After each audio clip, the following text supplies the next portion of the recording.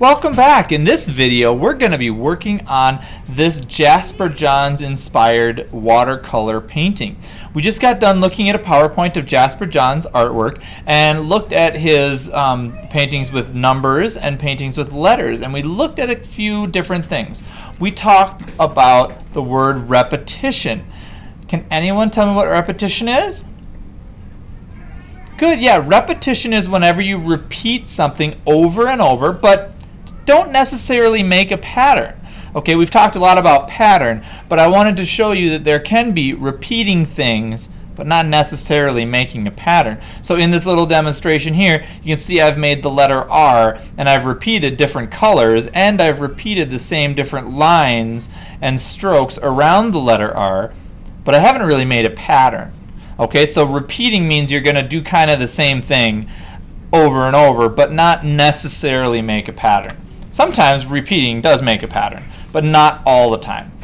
The other word we talked about was variety. Variety means you have a lot of different things going on. Like you could have a variety of color, like I have green, blue, yellow, and orange all next to each other. You could have a variety of line. You could have a variety of shape. And in this picture, we're going to have a variety of different lines because of the way that our lines are making our letters. And we're going to have a variety of colors because we're going to be repeating different colors around the letters. And we'll have a variety in the background of all the watercolor paints that we use as well. So to get started on this assignment, you're going to need one piece of paper. We're going to be using a piece of paper that's been trimmed down just a bit. And the piece of paper we're using is actually 12 inches along the top and 16.5 inches down the side. Then we're going to need a little template that looks like this. It's 11 3/4 inches by 2 1/4 inches, and that's going to fit in to make our little rose here. Then you're going to need your oil pastels and a pencil to do your tracing and your letters. Okay, so to get started, we are going to basically be doing this first part of the assignment, which is preparing the letters and doing the letters with oil pastel. So to get started, take your paper and write your name down at the bottom so that you've got your name nicely and neatly written. I'm going to write mine. It's Mr. Lundgren. You write your name, and if you can, write your teacher's name. Okay, then when you've got that done, give me a thumbs up. Good. Now flip your paper over, and you're going to start to do some folding. Now the folding is not that hard, but you do need to follow along nicely.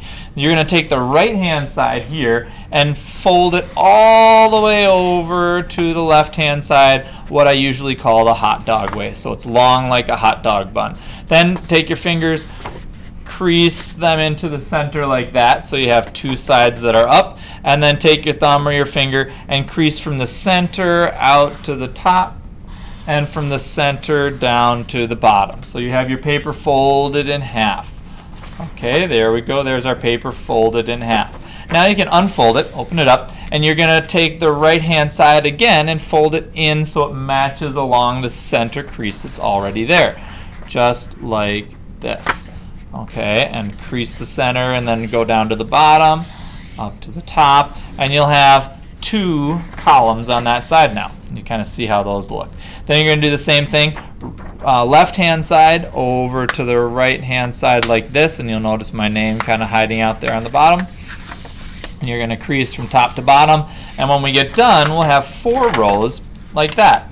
Now, we're going to take our little tracing slip here, and it's meant to just fit right like that, so you have a little border on either side, and you'll have a little border at the top. And if we do it just right, we'll get 7 rows, enough for all of our letters. So take your little paper strip, line it up so that there's a border on the right-hand side and a border on the left-hand side, and that you have a little teeny border up at the top.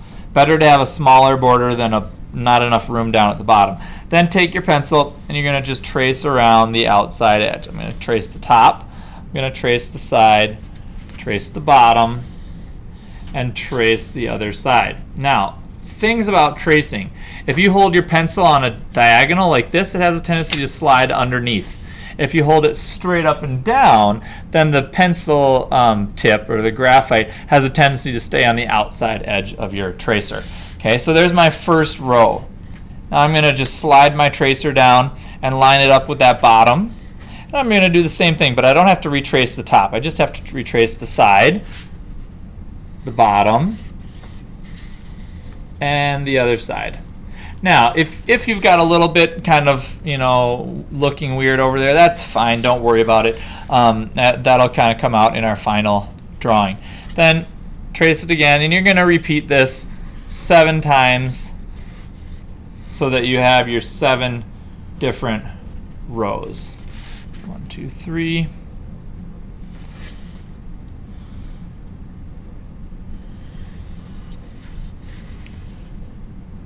Mr. Lundgren, you can forward this to the end.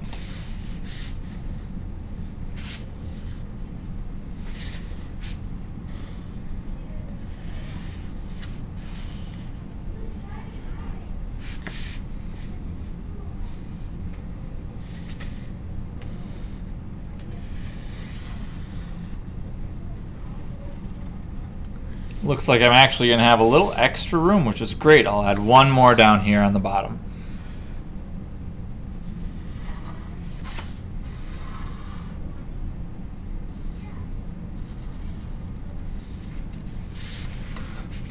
Good, so we have 1, 2, 3, 4, 5, 6, 7 rows, which is exactly what we wanted. Now what you're going to do is you are going to take an oil pastel, okay, from your oil pastel box. I don't care what color oil pastel you use. I think I'll use a blue one. And you're going to just trace over your lines again. Remember, with an oil pastel, we want to press down really firmly so that we, when we do our watercoloring, the watercolor has a tendency to stay inside of those lines easier than if there's no lines there. So what you're going to do, you're just going to take the next couple minutes to, on your own, independently trace around the boxes. Now, one thing that you're going to have to do is wherever there's a fold line, you're going to pretend that that's a line too. And you're going to trace along those fold lines. So I'm actually going to trace straight down my fold line here and trace down my fold line here. Rather than tracing around the individual boxes, I'm going to trace the longer lines. Okay, so there's my longer lines going vertically down, and I'll do the sides as well. And side. Then I'm going to do my horizontal lines.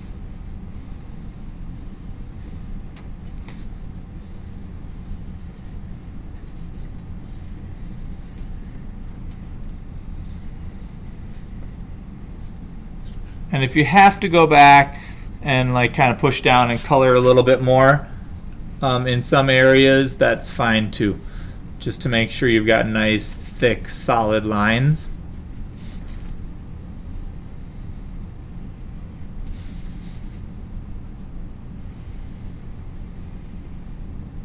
Okay, so there's my grid work. All right, it should look something like that from top to bottom. Then choose a different color. I don't care what color you choose. Again, it does not matter. It can be warm colors, it can be cool colors, it can be any color in between. And get your oil pastel prepared, and then we're going to write the alphabet together. Okay, we're going to use only capital letters. You can kind of see here how my paper has only capital letters on it, because that's just kind of easier, I think, to stick with one kind. So we're gonna start with our A. A looks like that. Draw it along with me. And then we'll do B, and I'm just going to be silent here as we draw. And you can think about the letters together with me.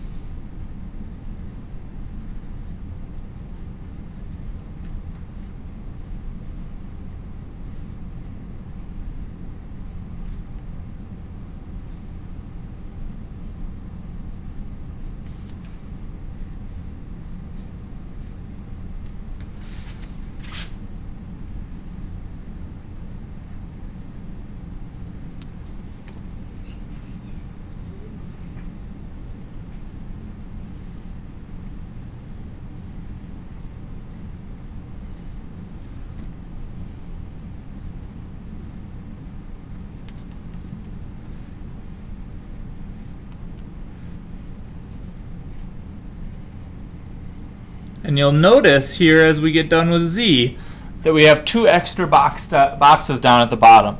What we're going to do is we're going to just start our alphabet over at A and B, just like Jasper Johns did in some of his pictures with numbers, where he kind of went all the way up to 10, or sorry, to 9, and then started over with 0. So we're just going to kind of do that same thing of repetition, of starting over again, but not, leaving those 2 blank. So that's what it should look like when you're done doing your letters. Give me a thumbs up when you're done with all of your letters. Good. Now choose a second oil pastel. Okay, a different color. Clearly we want something that's going to look a little different, and you're going to do the repetition. And remember, repetition means you're going to be repeating some of the same lines around your letters, but you're going to change the colors to have a variety, and you're going to change where they are so that you can still see the original color, but you want to have repetition. So if I start with A and I do my repetition for A, maybe I put a little bit of my first oil pastel there, and maybe I choose a second colored oil pastel. Let's see, what do I have? Green. How about a purple? Let's get a purple. And then I maybe take my third color and do it like that, so that that A still is there, but you have a little different repetition of the lines. So I'm going to choose those 2 colors to work with, and I'll kind of do my repetition using those colors. So take the next 10 or few minutes here, Mr. Longren, fast forward through all the letters so that you can see what it looks like when it's done.